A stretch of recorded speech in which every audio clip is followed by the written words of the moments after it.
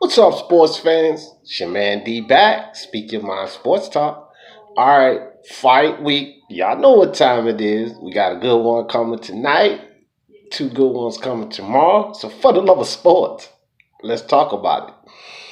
Okay, so I'm not going to do whole cards this weekend, but I want to talk about three particular fights and give you guys my predictions on those three fights. And we'll revisit this after the fight weekend and see how all of that plays out. Okay. First, I want to start off with Virgil Ortiz. You know, Virgil Ortiz is going to be fighting Brad Solomon. Now, Brad Solomon is a pretty solid fighter. He has a long career. He's not been the best fighter, but he damn sure hasn't been the worst. You know, Brad Solomon is going to give Virgil Ortiz all he can handle. Now, Virgil Ortiz is upcoming. I heard that he missed weight by 1 pound, which, it's kind of crazy that I'm wondering about Virgil Ortiz's discipline because he moved up because because he had a problem making weight, right? So now you're in a higher weight class. So you're talking freaking 7 pounds higher. Like that's a big jump when we talk about boxing and making cuts, weight cuts and such.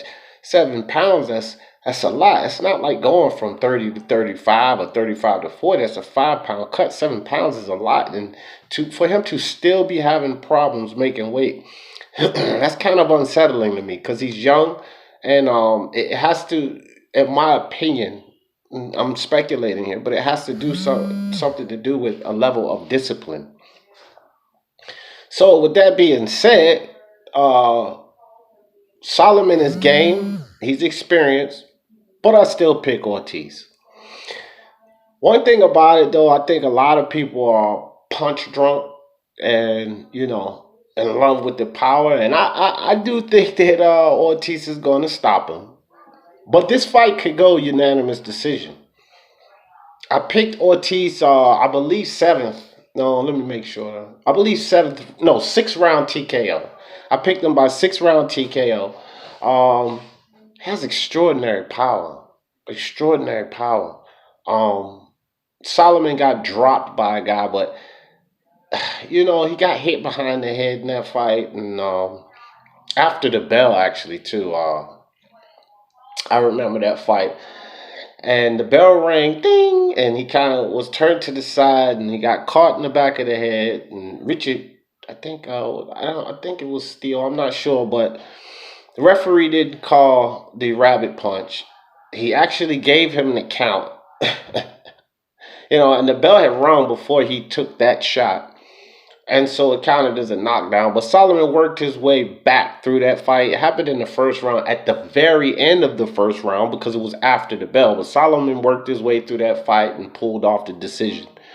And he's been in there with pretty good opponents, too. So this is going to be a good fight. It's a great step up fight for Virgil Ortiz, and he has to continue to move forward. I like Virgil Ortiz, so I'm going to pick Virgil Ortiz in this fight. Um, Terrence Crawford, Kavaliauskas, Mean Machine. I think that Mean Machine has a small window, small chance. It's a tall order to ask Mean Machine to beat Terrence Crawford. Terrence Crawford's just too good. I mean, he battled with Ray Robinson Jr., and I would say that Terrence Crawford would put Ray Robinson Jr. away. The thing with Kavaliauskas is he's tough. He's tough as nails, and he hits hard, extremely hard. He doesn't have the best defense or footwork, and I just believe that Terrence Crawford is going to outbox him, flat out. He's going to dominate the fight. And I can't remember what I picked in that fight, concerning the stoppage or whatever. 1 second, guys. Let me look this up. I do know that I picked Terrence Crawford. I mean, who wouldn't?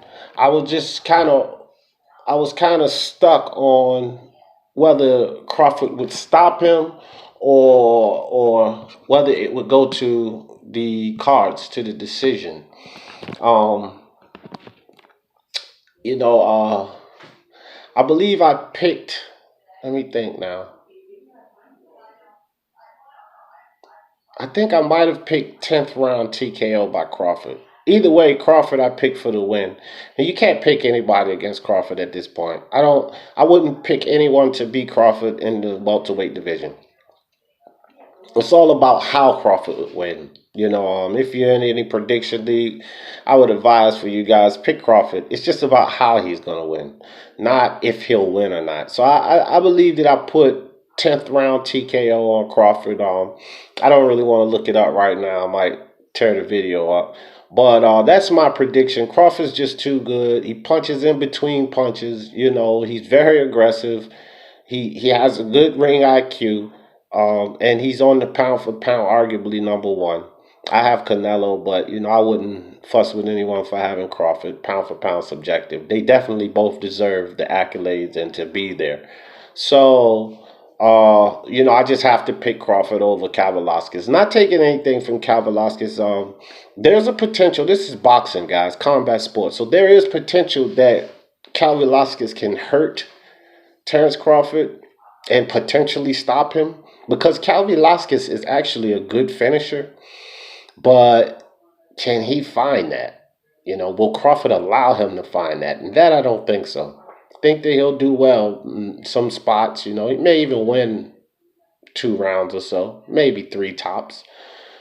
But Crawford's going to dominate this fight. 9 to 3 rounds, 10 to 2 rounds, or just stop him late, somewhere between 10 and 11. So that's how I see that fight, guys. And the third fight is my man. Yes, I'm biased. Teofimo, the Takeover Lopez. Richard Commey. Now, this is generally it's a pick'em fight.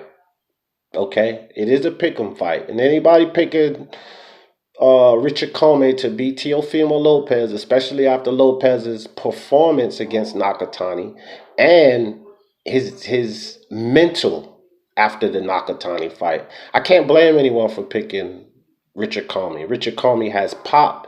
He has experience. He's definitely a higher ranked fighter.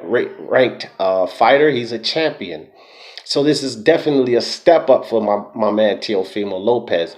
I just believe this kid has some things that people don't understand that he do. Teofimo Lopez got a little ahead of himself. He got drunk off of his power. And this happens to a lot of fighters. They see themselves knocking guys out and just feel that he's young. He's 22 years old. It's like, man, I can beat anybody. I'm only 5'6", but when I was, that age, I thought I could beat the world. You know what I mean? And he's a professional fighter, and he's seeing guys fall in front of him, and I think that kind of got to his head, and he kind of lost focus on the rest of the sweet science. But that Nakatani fight humbled him. It humbled him, and I'm pretty sure it let him and his father know they need to get in the gym and work real hard. And Teofimo shows a lot of recognition tendencies. Like, he can recognize the moves that these fighters are going to make. He does things, and he picks that up really quickly. And I think that he's going to stop Richard Commey. One thing's for sure, either of these guys can get put down and stopped. We may see multiple drops in this fight. Commey dropping Teo dropping Commey. I'm just going for my guy to clean it up. 10th round TKO, Teofimo Lopez. Hit that subscribe and hit that bell icon next to it. Hit the like on your way in or out. For the love of sports, let's talk about it. Peace.